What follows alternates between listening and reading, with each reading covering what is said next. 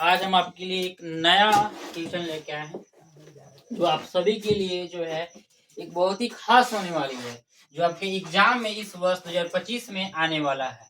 2025 में इसमें से सवाल आपका पूछा ही जाता है और वेरी वेरी इंपॉर्टेंट क्वेश्चन है। इस क्वेश्चन पर आप पूरे एकदम फोकस कीजिएगा कि समझ में आ जाए।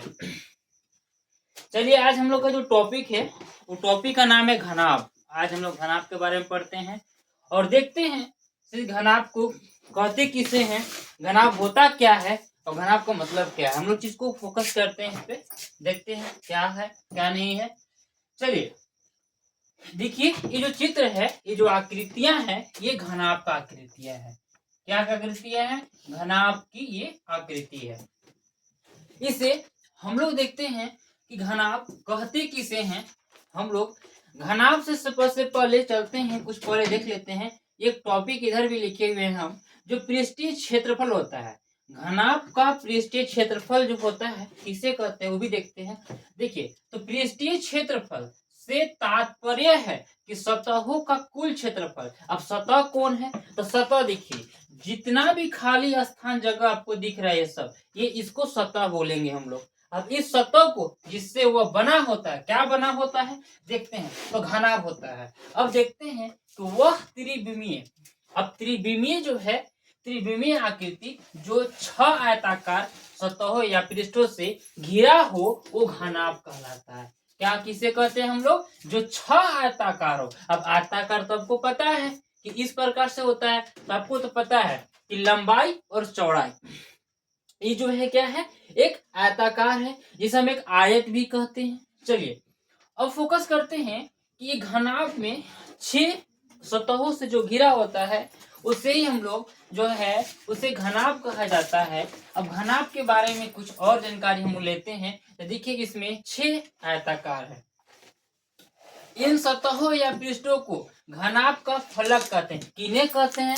तो हम लोग देखते हैं किन सतह को, इन सतहों का। ये कौन सतह हुआ? देखिए, ये सतह जो हमें खाली खाली दिख रहा है उसको हम क्या बोलेंगे? देखिए 1 2 3 4।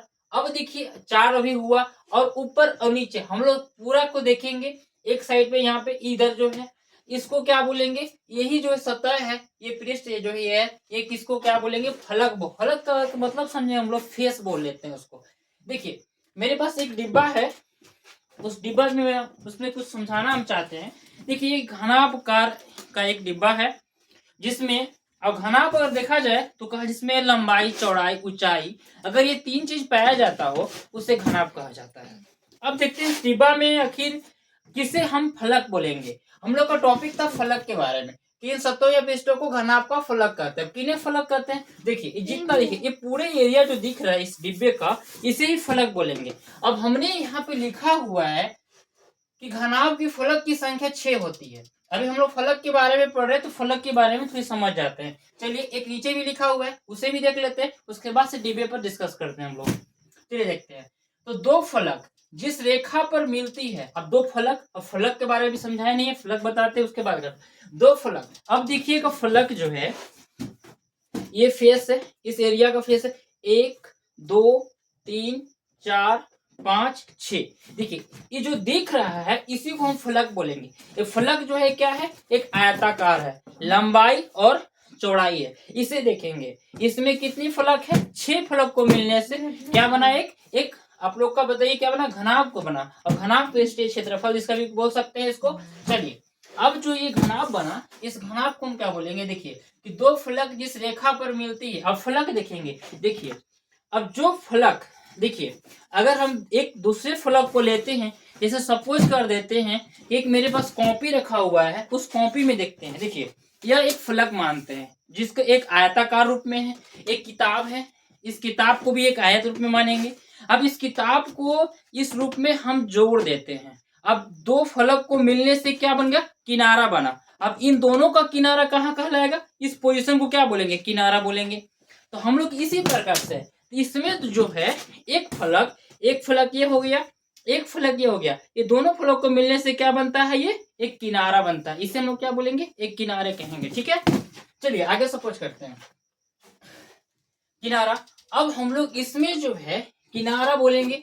किनारे के बारे में समझ लिए, फलक के बारे में समझे। अगर ना आया हो, मैं फिर से बता रहा हूं कि जो हमें एक आयताकार के रूप में जो आगे पूरे पूरे एरिया को दिखता हो उसे हम लोग फलक बोलेंगे। इस 1 2 3 4 5 6 इसे हम लोग क्या बोलेंगे, एक फलक बोलेंगे, ठीक है।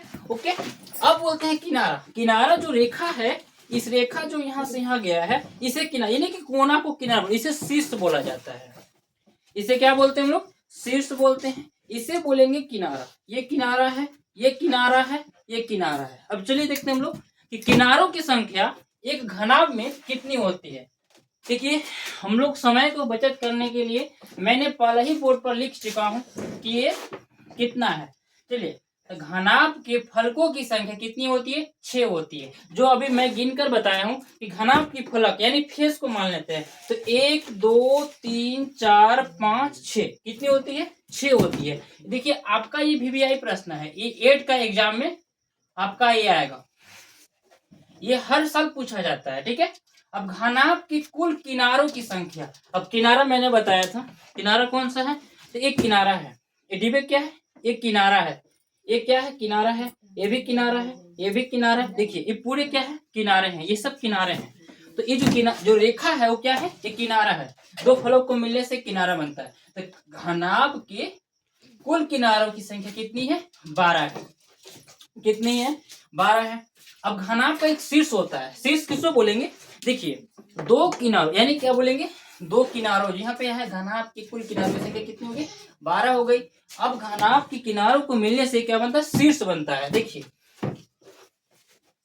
ये क्या है, एक किनारों की संख्या। अब इसमें शीर्ष कहाँ है, तो देखिए, ये जो कोना दिख रहा है इसे क्या बोलेंगे हम लोग, शीर्ष बोलेंगे। ये जो दो किनारे मिला, ये जो किनारे मिल रहा है, इस किनारों को मिलने से क्या बन रहा है, एक शीर्ष बन रहा है। क्या बन रहा है, इसको शीर्ष बोला जाता है। इसको बोलेंगे हम लोग शीर्ष। अब शीर्ष की संख्या कितनी है, तो शीर्ष की संख्या कुल 8 है। कितनी है, 8 है। आपको बता देना होगा, अगर एक घन में ऐसा एक बॉक्स लीजिए जिस बॉक्स में आपके उसमें लंबाई, चौड़ाई और ऊंचाई पाया जाता हो, उसे हम एक घनाभ कह सकते हैं और घनाभ के रूप में भी देख सकते हैं। इसे देखिए, जैसे यहाँ देखिए, 1 2 3 4 5 6 7 8। और देखिए, मैंने किनारों की संख्या कितने लिखा है यहाँ पे, देखिए, शीर्ष जो है, सॉरी, शीर्ष की संख्या कितनी लिखा है, 8 लिखे हुए हैं। देखिए, यही शीर्ष है। ये जो क्या है, ये पूरे एरिया जो है ये शीर्ष है। चलिए, ठीक है, ओके। अब हम लोग देखते हैं चीज को और आगे इस विषय में समझेंगे। मैं इसमें समझाता हूं।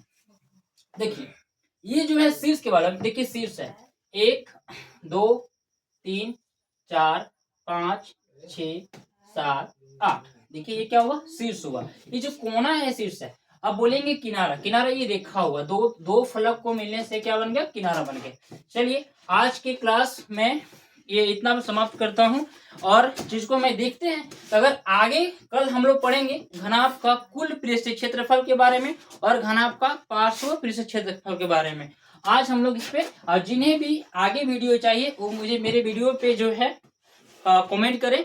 और वीडियो अच्छा लगा हो तो लाइक सब्सक्राइब करें और इस चैनल पर जो है एक बार जाके देखें। आपको पूरे एग्जाम की तैयारी को प्रयास करेंगे कि पूरे मिले आपको, ठीक ना। और मेरे वीडियो कुछ दिन तो बाधित हो गई थी, जो मैं नहीं बना पाया था कुछ कारण वजह से। चलिए, मैं ज्यादा बात ना करते हुए इस वीडियो को मैं समाप्त करता हूं और इसको देख के आप लोग एक अभ्यास कीजिएगा, ठीक है। Thank you all.